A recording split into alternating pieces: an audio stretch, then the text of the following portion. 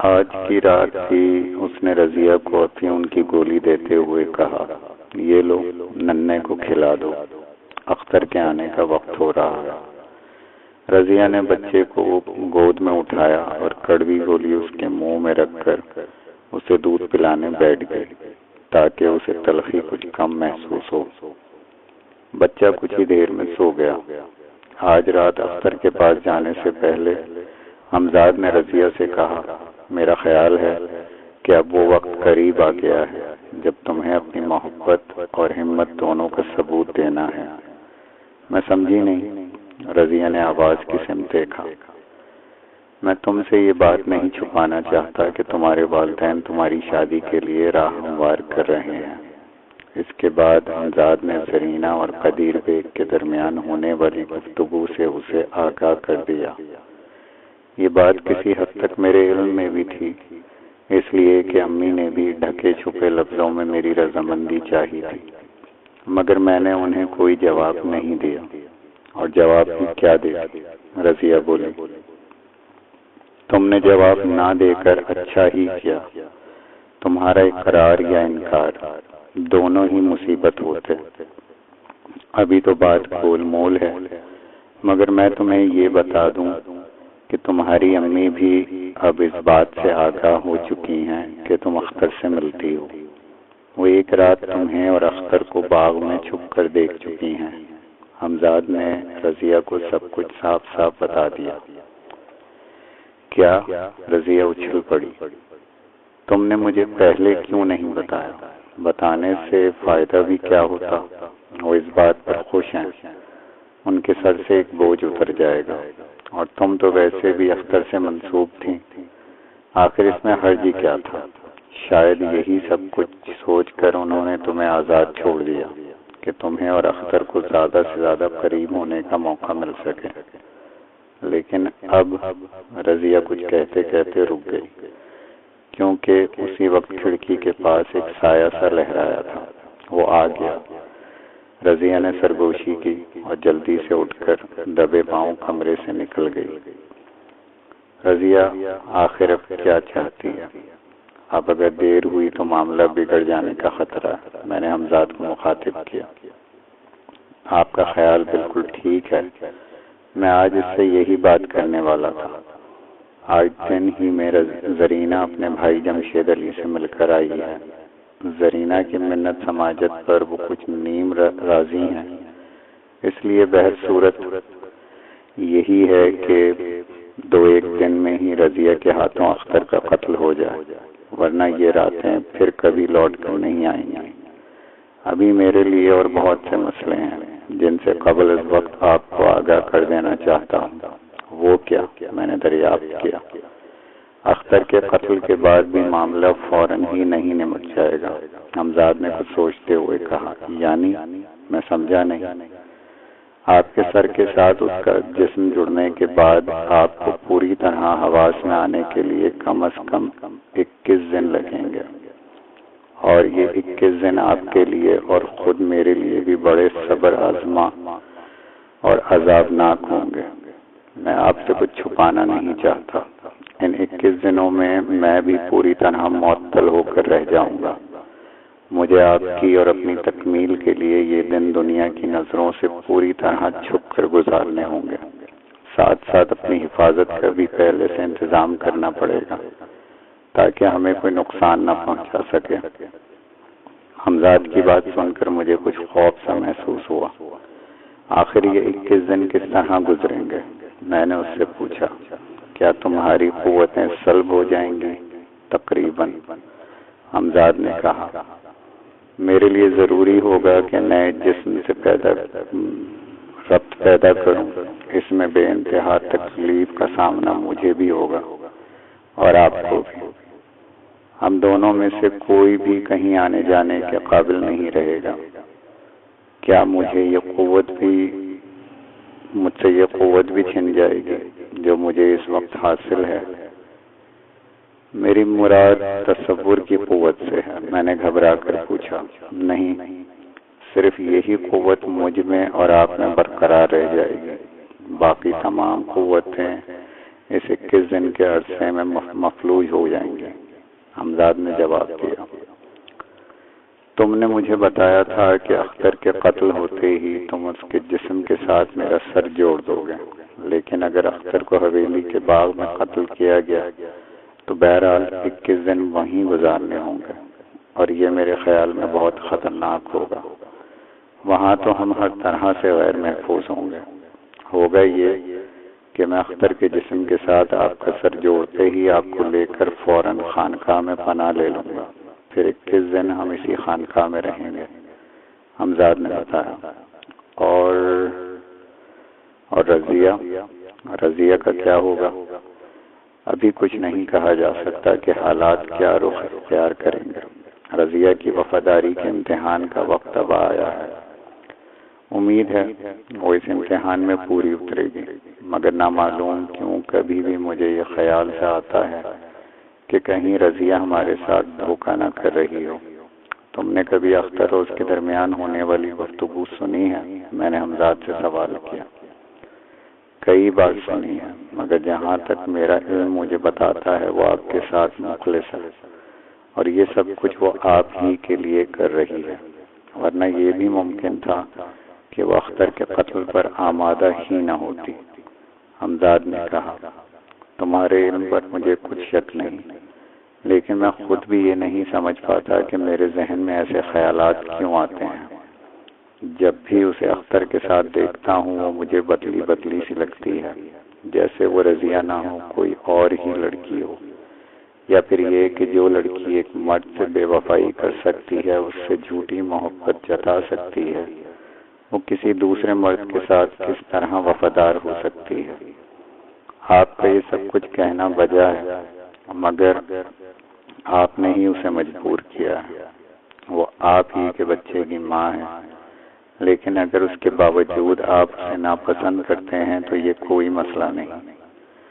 آپ اس بات پر مجبور تو بہرحال نہیں ہیں کہ آپ بھی اس کے وفادار رہیں۔ آپ ایک خاص مقصد کے لیے اسے استعمال کر رہے ہیں، وہ مقصد پورا ہو جانے کے بعد اب اپنی مرضی کے مختار ہیں۔ رضیہ کا چکر میرے ساتھ کچھ عجیب ہے، کبھی مجھے اس پر رحم آتا ہے، کبھی سخت نفرت محسوس ہوتی ہے۔ اس کا کردار میرے لیے ایک معمہ بن کر رہ گیا ہے۔ تم خود سن لو اس وقت اختر سے کیا باتیں کر رہی ہے، کتنا عجیب ہے یہ سب۔ کل جسے وہ موت کے گھاٹ اتار دینے والی ہے، آج اس کے گلے کا ہار بنی ہوئی ہے۔ حمزاد سے یہ کہہ کر میں نے رضیہ کی حویلی کے باغ کا تصور کیا، اور بہت جلد ایک کنج میں وہ دونوں مجھے مل گئے۔ رضیہ اختر کے زانوں پر سر رکھ کر نرم زمین پر لیٹی تھی، اس کے ہاتھ میں گلاب کا پھول تھا جسے کبھی کبھی وہ شوخی سے اختر کے گالوں پر مارتی۔ وہ اس وقت اختر سے کہہ رہی تھی، ہماری تمہاری محبتوں کے رازدار یہ گلاب ہیں، یہ گھنے پیڑ کے سائے ہیں، یہ کنج ہیں، یہ حسین راتیں ہیں۔ اور اختر نے رضیہ کی بات کاٹ کر کہا، اور میرا دوست، میرا غمخوار عابد ہے۔ رضیہ ایک دم اٹھ کر بیٹھ گئی۔ یہ عابد کون ہے؟ عابد کو بھول گئی؟ ہاں، تمہیں بھول ہی جانا چاہیے، تم تو مجھ تک کو بھول گئی تھی، اختر نے بجھے لہجے میں کہا۔ یہ آج تمہیں کیا ہو گیا؟ کیسی اکھڑی اکھڑی باتیں کر رہے ہو؟ اب اتنے دنوں کے بعد بات مجھے کہاں یاد رہ جاتی؟ عابد وہی تو ہے نا، دبلا پتلا مرگلا سا تمہارا دوست، جسے دیکھ کر اکثر مجھے ہنسی روکنا دوبر ہو جاتا تھا اور تم ناراض ہوتے تھے۔ وہ تو بہت پہلے کسی اور شہر چلا گیا تھا۔ ہاں وہی، آج رات ہی آیا ہے، میرے پاس ہی ٹھہرا ہے۔ اب وہ پتلا دبلا نہیں رہا، اس کی شادی بھی ہو گئی ہے، اختر نے کہا۔ کل رات اس کے مشورے پر عمل کر کے میں نے ہمت کی اور امی جان سے صاف صاف سب کچھ کہہ دیا کہ مجھے دنیا والوں کی کوئی پرواہ نہیں، جو چاہے کہیں، میں اگر شادی کروں گا تو رضیہ سے، ورنہ کسی سے نہیں۔ سچ؟ رضیہ نے خوش ہو کر کہا۔ کیا کہا تمہاری امی نے؟ کہتی ہیں فی الحال کیا کہتی ہیں، فی الحال تو چپ ہو گئی۔ بہرحال میں انہیں راضی کر ہی لوں گا، بس ذرا ابا جان کا معاملہ ٹیڑھا ہے، اگر وہ نہ مانے میں ہر قیمت پہ تمہیں حاصل کر کے رہوں گا۔ میں یہ فیصلہ کر چکا ہوں، چاہے مجھے اس کے لیے اپنی جان کی بازی ہی کیوں نہ لگانی پڑے۔ ابا جی کو راضی کرنا تو بہت چھوٹی سی بات ہے۔ کیا تم واقعی مجھے اتنا ہی چاہتے ہو کہ اپنی جان کی بازی بھی لگا دو؟ ہاں رضیہ، میں تمہارے لیے جان بھی دے سکتا ہوں۔ اختر کا لہجہ جذبات سے بوجھل تھا۔ میں اس کے بعد ان کی گفتگو سننے کی ہمت نہ کر سکا۔ وہ جو اپنی محبوبہ کے لیے جان تک دینے کو تیار تھا، اس بات سے بے خبر تھا کہ اس کا انجام یہی ہونے والا ہے، اپنی موت سے بے خبر ہے اور بڑے سکون کے ساتھ آنے والے اچھے دنوں کے خواب دیکھ رہا ہوگا۔ کتنا بھولا اور معصوم سا ہے یہ نوجوان، آنے والے دن سے بے خبر، خود اپنی موت سے کھیل رہا ہے۔ لیکن مجھے رحم اس پر کیوں آ رہا ہے؟ میں سوچتا رہا اور یہی سوچتے سوچتے مجھ پر غنون کی ستاری ہو گئی۔ میں نے بہت بھیانک خواب دیکھا۔ میں نے دیکھا کہ رضیہ کے ساتھ باغ میں اختر کی جگہ میں ہوں اور اپنے پورے وجود کے ساتھ رضیہ میرے زانوں پر اس طرح سر رکھے نرم زمین پر لیٹی ہے جیسے اختر کے ساتھ لیٹی تھی، پھر اچانک اٹھ کر بیٹھ گئی۔ رفتہ رفتہ رضیہ کا چہرہ خوفناک حد تک ڈراؤنا ہوتا گیا۔ اس کے دانت باہر کی طرف لٹک آئے اور منہ سے رال بہنے لگی۔ اس کے بعد اس نے ایک دم اپنے لمبے لمبے دانت میرے نرخرے میں گاڑ دیے، میرے منہ سے چیخ نکل گئی اور میں نے گھبرا کر آنکھیں کھول دی۔ آنکھیں کھولنے کے باوجود بھی مجھے بہت دیر تک ایسا محسوس ہوتا رہا جیسے میں خواب ہی کے عالم میں ہوں۔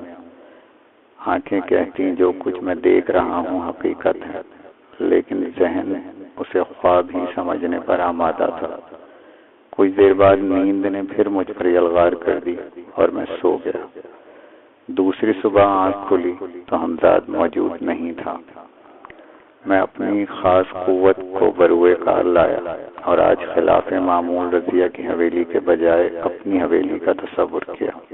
حویلی میرے سامنے تھی، مگر مجھے خیال گزرا کہ یہ میری حویلی تو نہیں ہے، کہیں میرا تصور مجھے دھوکہ تو نہیں دے رہا۔ پھر میرا تصور اس حویلی کے ایک ایک کمرے، ایک ایک دالان اور ایک ایک دریچے سے گزرا۔ ویران، اجاڑ، عجیب ہیبت ناک، قالینوں پر منو گرد، دالانوں میں ڈھیروں کوڑے کے ڈھیر۔ حویلی کیا سے کیا ہو گئی۔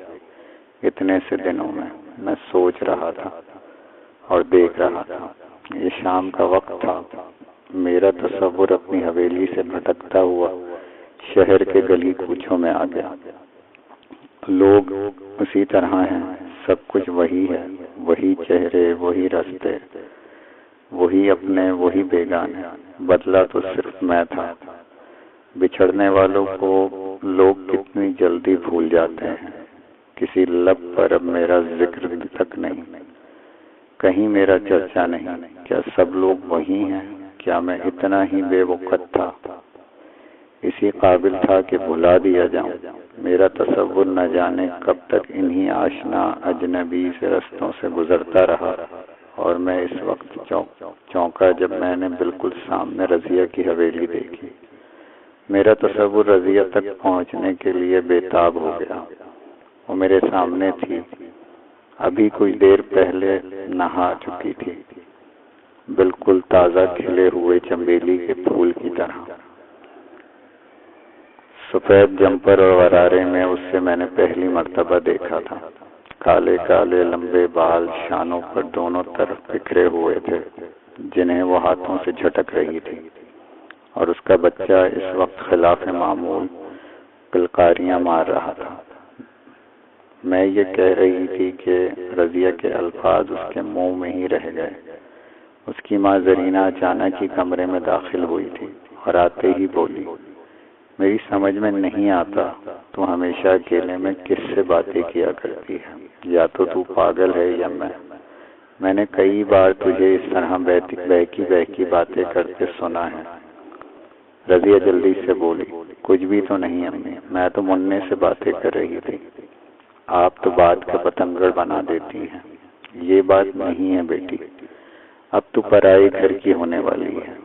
میں آج بات کر آئی ہوں، وہاں آ کر تو نے اس طرح کی حرکتیں کی تو لوگ طرح طرح کی باتیں بنائیں گے۔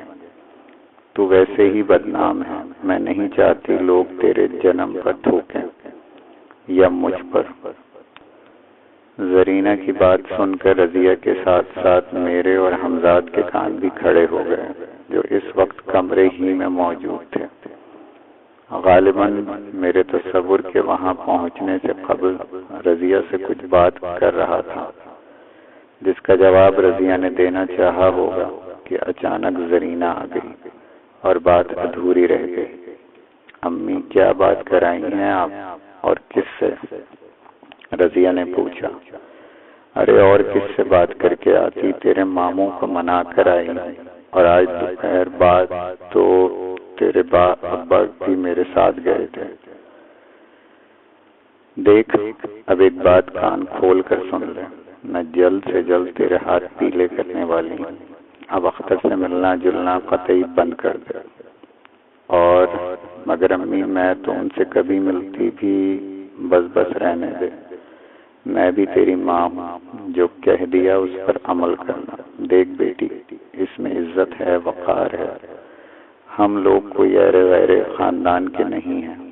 پتہ نہیں وہ کون سی گھڑی تھی جب وہ بلا تیرے پیچھے پڑ گئی اور اللہ واسطے اتنی بدنامی مل گئی۔ اب بھی کچھ نہیں گزرا، وقت کے ساتھ ساتھ لوگ سب بھول جاتے ہیں، زرینہ نے اٹھتے ہوئے کہا۔ ادھر زرینہ کمرے سے نکلی، ادھر میں نے فوراً حمزاد کو مخاطب کیا، یہ سب کیا ہو رہا ہے؟ تمام بنا بنایا کھیل بگڑ جائے گا۔ جو کچھ ہو رہا ہے ہونے دیجیے، اس لیے کہ آج اختر کی زندگی کی آخری رات ہے۔ حمزاد نے کہا۔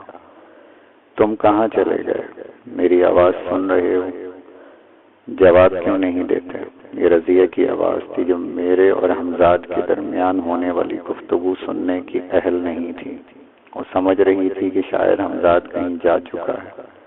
میں نے حمزاد سے کہا، پہلے تم رضیہ سے بات کر لو، پھر میں بات کروں گا۔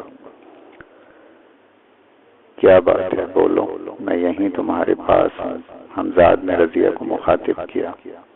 میں یہ کہہ رہی تھی کہ تمہاری باتیں سن کر میرا دل گھبرا رہا ہے۔ میں یہ سب کچھ کیسے کروں گی؟ اگر میرے ہاتھ کانپ گئے تو، یا اختر نے میرے ہاتھ سے خنجر چھین لیا تو کیا ہوگا؟ اگر کسی نے دیکھ لیا تو؟ میں نے دیکھا کہ بات کرتے کرتے رضیہ کی سانس پھول گئی، وہ بری طرح خوفزدہ معلوم ہوتی تھی۔ میں تمہارے بالکل قریب رہوں گا۔ اگر تمہیں یہ خوف ہے کہ تم اچانک اس پر حملہ نہیں کر پاؤ گی تو اس کا بھی انتظام میں کر دوں گا۔ اختر مرنے سے پہلے ذرا سی بھی جدوجہد نہ کر سکے گا۔ تم اسے پھول تو سنگھا ہی سکتی ہو؟ حمزاد نے پوچھا۔ ہاں، پھر؟ رضیہ جلدی سے بولی۔ بس پھر ٹھیک ہے، جب تم آج رات اختر کے پاس ہوں گی اور وہ پوری طرح بے خبر ہوگا اور میں دیکھوں گا کہ موقع غنیمت ہے، تو میں تم سے کہوں گا کہ اب پھول سنگھا دو۔ تم اس وقت اس کو پھول سنگھا دینا۔ میری آواز صرف تم سن سکو گی اور کوئی نہیں۔ پھول اور خنجر تمہیں پچھلی کھڑکی کے دائیں ہاتھ والے درخت کے پاس پتوں کے نیچے چھپے ہوئے مل جائیں گے۔ بس تمہیں یہ خیال رکھنا ہے کہ اختر کو اسی کنج میں لے جانا۔ احتیاطاً کوئی دیر بعد باغ میں جا کر وہ کنج دیکھ آنا کہ وہاں خنجر اور پھول کس جگہ رکھے ہیں، تاکہ تمہیں عین وقت پر پریشانی نہ ہو۔ ویسے میں تمہارے پاس ہی موجود رہوں گا۔ ہاں یہ بتاؤ کہ ایسا تو نہیں کہ آج رات وہ نہ آئے؟ وہ ضرور آئے گا، ضرور، رضیہ نے کھوئے کھوئے لہجے میں کہا۔ اچھا، میں ابھی آیا۔ رضیہ سے یہ کہہ کر حمزاد مجھ سے مخاطب ہوا، کہیے سب کچھ ٹھیک ہے نا؟ مگر یہ اتنی گھبرائی ہوئی کیوں ہے؟ آخری وقت پر اس نے ہاتھ پیر چھوڑ دیے تو میں نے کہا، تم نے اسے سمجھایا نہیں؟ شام ہی سے سمجھا رہا ہوں، یہ بات پہلے ہی سے میرے علم میں آ چکی تھی کہ زرینہ آج تمام معاملہ طے کر آئی ہے، اس لیے میں نے رضیہ کو آج ہی تیار کر لیا۔ دراصل اسے اس قدر جلدی کی توقع نہیں تھی، پھر بھی بہرحال لڑکی ہے، گھبرانا قدرتی بات ہے۔ یہی کیا کم ہے کہ اتنے پراسرار اور عجیب حالات میں بھی اپنے ہوش و حواس برقرار رکھے ہوئے ہے، ورنہ کوئی اور لڑکی ہوتی تو اب تک بول جاتی۔ ہاں یہ بات تو ہے، بس تم ذرا اس کی ہمت بندھاتے رہو، میں نے کہا۔ کچھ دیر بعد آپ کے پاس پہنچ رہا ہوں تاکہ آپ کو لے کر یہاں پہنچ سکوں، حمزاد بولا۔ ہاں یہ تو میں بھول ہی گیا تھا کہ آج رات تو رضیہ کی حویلی میں میری موجودگی ضروری ہے۔ ٹھیک ہے تم آ جاؤ، میں تمہارا منتظر ہوں۔ پھر ایک ایک لمحہ گنتے گنتے وہ وقت بھی آ گیا جب ایک طویل عرصے کے بعد میں فضاؤں میں تیر رہا تھا۔ فضا میں تیرنے کا ایک الگ ہی لطف ہے جسے الفاظ میں بیان کرنا میرے لیے ممکن نہیں۔ حمزاد مجھے لے کر لمحوں میں رضیہ کے باغ پہنچ گیا، وہ باغ جسے ایک مدت سے میں نے اپنے تصور کی قوت کے بل بوتے پر دیکھا تھا۔ مجھے رضیہ کی حویلی اور پھر اس کے باغ میں پہنچ کر قطعی اجنبیت محسوس نہیں ہوئی۔ مجھے ایسا لگا جیسے میں برسوں سے یہاں رہتا بستا ہوں۔ میرا تصور یہاں کی سب چیزوں سے اتنا ہم آہنگ تھا کہ مجھے نہ تو کوئی نیا پن محسوس ہوا اور نہ کسی قسم کا خوف۔ نصف سے زیادہ رات گزر چکی تھی۔ حمزاد کے کہنے کے مطابق اس وقت رضیہ اختر کو باغ کے اسی مقررہ کنج میں ہونا چاہیے تھا جس کا انتخاب حمزاد نے کیا تھا۔ حمزاد نے میرا سر ایک پیڑ کی دو شاخوں کے درمیان رکھ دیا۔ اسی پیڑ کے بالکل برابر میں وہ کنج تھا۔ میں نے اپنی سماعت کو اس طرف متوجہ کیا۔ کچھ ہی دیر میں مجھے وہ جملے صاف سنائی دینے لگے جو اس سے پہلے دھیمے لگ رہے تھے۔ رضیہ کہہ رہی تھی، یہ تم نے کیا کیا؟ خواہ مخواہ کباب میں ہڈی، کیا ضروری تھا کہ تم آج ہی اس سے مجھے ملاتے؟ کبھی اور بھی ملاقات ہو سکتی تھی۔ تم یہ الفاظ عابد کے لیے استعمال کر رہی ہو، وہ عابد جو تمہاری پرستش کی حد تک عزت کرتا ہے۔ تم بھی عجیب ہو۔ ارے اگر وہ آ جائے گا، تم سے مل لے گا تو کیا قیامت آ جائے گی؟ تمہیں اس سے پہلے اس نے دیکھا تو ہے ہی، یہ بھی نہیں کہ کوئی نئی بات ہو۔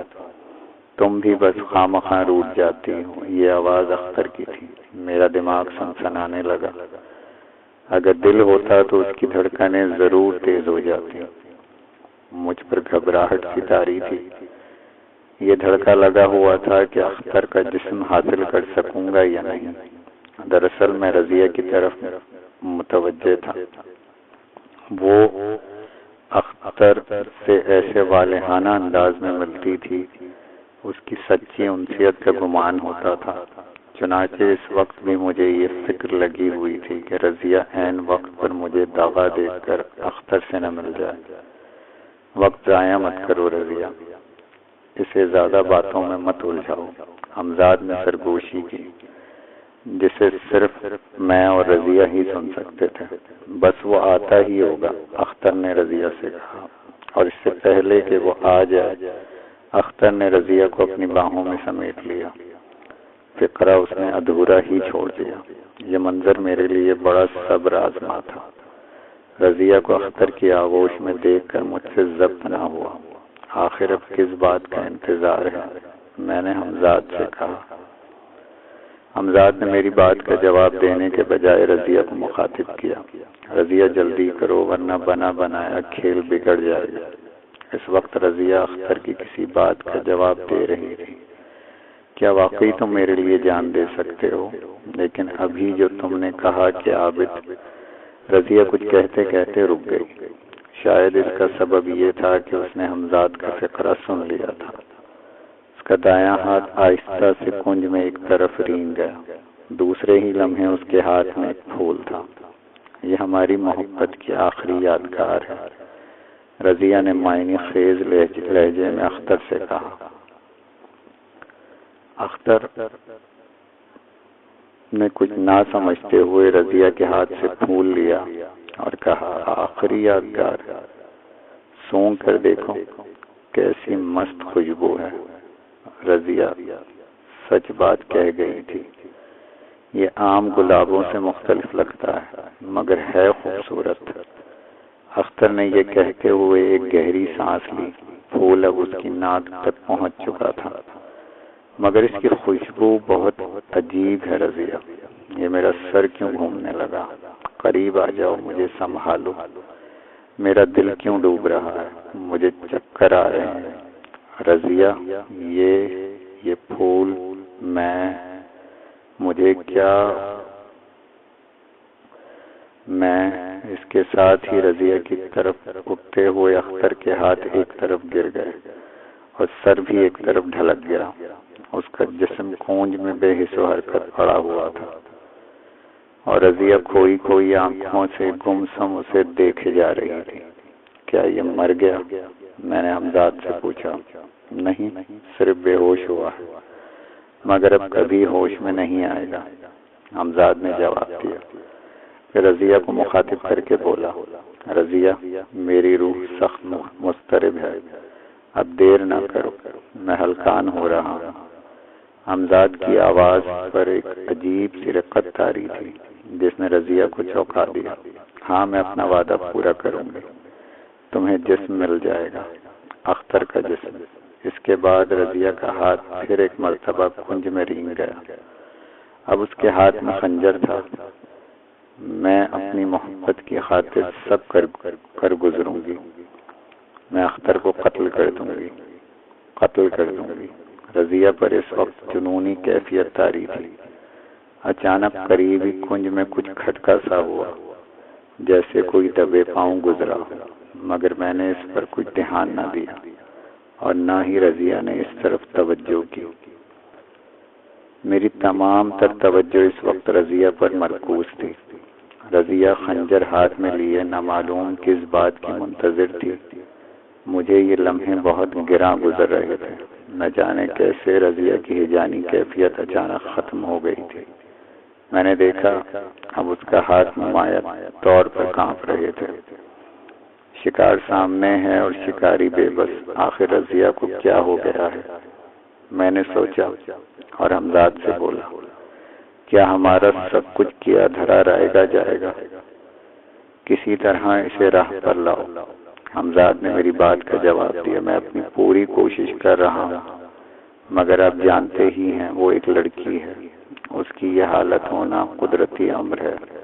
ویسے اس وقت اس کا جذباتی ہونا بہت ضروری بھی ہے ورنہ وہ قتل نہ کر پائے گی۔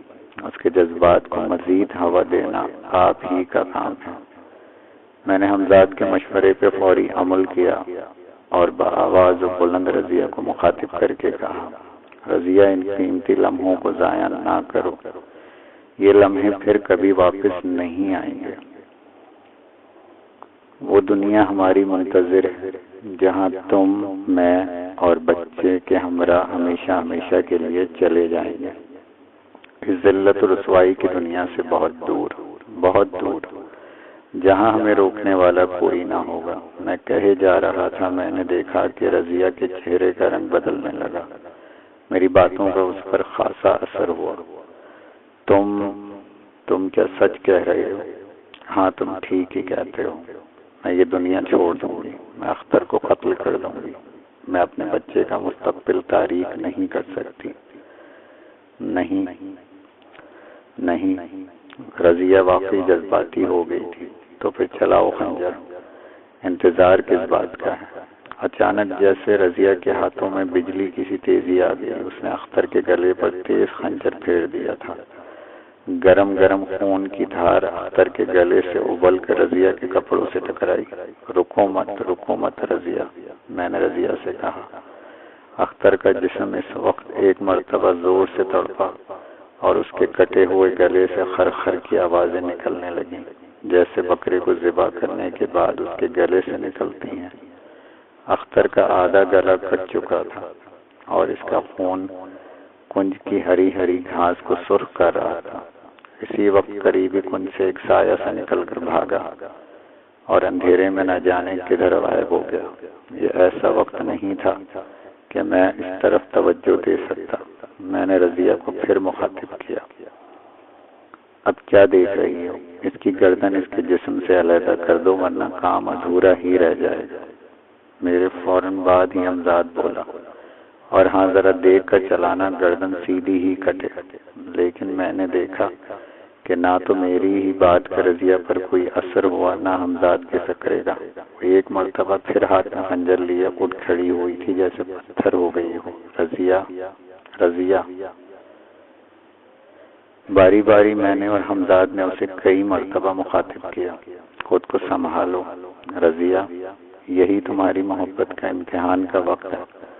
ایک مرتبہ میں نے جب زور سے اس کا نام لے کر پکارا تو جیسے اس کا سکتہ ٹوٹ گیا، مگر ایک دم اس کے منہ سے تیز چیخ نکل گئی جو رات کے وقت اور بھی تیز محسوس ہوئی تھی۔ یقیناً اس کی چیخ اتنی ہی تیز تھی کہ آس پاس کی حویلیوں اور گھروں تک ضرور پہنچی ہوگی۔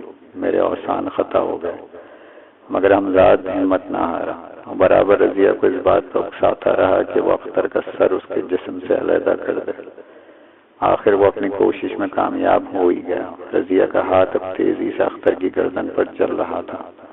جیسے ہی اختر کا سر کٹ کر گرا، ہمزاد نے مجھ سے کہا، تکلیف تو بہت ہوگی لیکن وقتی طور پر، مجھے امید ہے آپ برداشت کر جائیں گے۔ پھر مجھے محسوس ہوا میرا سر ایک جھٹکے سے اپنی جگہ سے اٹھا اور نیچے کنج کی طرف بڑھنے لگا۔ رضیہ نے جیسے ہی میرا کٹا ہوا سر دیکھا، اس کے منہ سے پھر چیخ نکل گئی۔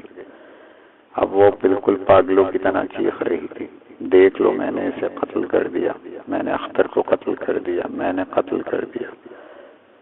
وہ یہ کہتے کہتے وہ دھاڑے مار مار کر رونے لگی۔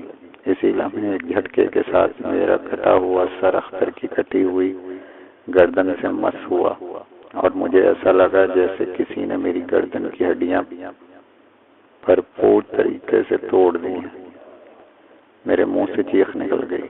میں ہزار کوشش کے باوجود اپنی چیخوں پر قابو نہ پا سکا۔ اس وقت میری وہی حالت تھی جیسی اس رات جب مجھے قتل کیا گیا تھا۔ مجھے ایسا محسوس ہو رہا تھا جیسے میرے گلے پر کوئی خنجر چلا رہا ہے۔ ہمزاد میرے سامنے ہی کھڑا تھا اور اس کی حالت بھی تقریباً وہی تھی۔ اس کے چہرے کا اتار چڑھاؤ بتا رہا تھا کہ وہ بھی اس وقت سخت کرب و اذیت میں مبتلا ہے۔ ایک دم تیز تیز سیٹیاں بجنے اور دوڑتے ہوئے لوگوں کے قدموں کی آوازیں سنائی دینے لگیں، جو لمحہ لمحہ قریب ہوتی ہوئی ہمارے قریب آ رہی تھیں۔ ہمزاد نے فوراً کنج سے باہر نکل کر دیکھا، پھر بغیر وقت ضائع کیے اس نے مجھے اٹھایا اور فضا میں بلند ہوتا چلا گیا۔ رضیہ مجھے پکارتی ہی رہ گئی، سنو، تم مجھے کہاں چھوڑے جا رہے ہو؟ میں بھی تو تمہارے ساتھ چلوں گی، تھوڑی دیر رک جاؤ، ذرا مننے کو اندر سے لے آؤں، سنو سنو۔ مگر ہمزاد نے اس کی ایک نہ سنی۔ میں نے فضا میں بلند ہوتے ہوئے وہ سب کچھ دیکھ لیا جس نے ہمزاد کو ایک دم وہاں سے بھاگنے پر مجبور کیا تھا۔ وہ تیز سیٹیاں پولیس والوں کی تھیں۔ اگر ہمزاد چند لمحے بھی دیر کرتا تو پولیس مجھ تک پہنچنے میں کامیاب ہو جاتی۔ چاندنی رات نے قدم قدم پر میری اور ہمزاد کی رہنمائی کی تھی۔ اگر رات اندھیری ہوتی تو پولیس اتنی دور سے نظر نہ آتی، اور پھر جو کچھ ہوتا ظاہر ہے میرے حق میں بہتر نہیں تھا۔ میں ہمزاد کے ہمراہ فضا میں تیر رہا تھا۔ اب ہم شہر سے کافی دور نکل آئے تھے۔ میری تکلیف ابھی تک بدستور تھی۔ میں ہی جانتا تھا کہ میں اس وقت کس طرح ضبط کیے ہوئے تھا۔ ہماری منزل کہاں ہے؟ میں نے رک رک کر بمشکل ہمزاد سے پوچھا۔ وہی پرانی خانقاہ۔ ہمیں وہاں پورے 21 دن بحفاظت گزارنے ہیں۔ یہ سب کچھ میری اور آپ کی تکمیل کے لیے بے حد ضروری ہے۔ اس وقت بھی سخت عذاب میں مبتلا ہوں۔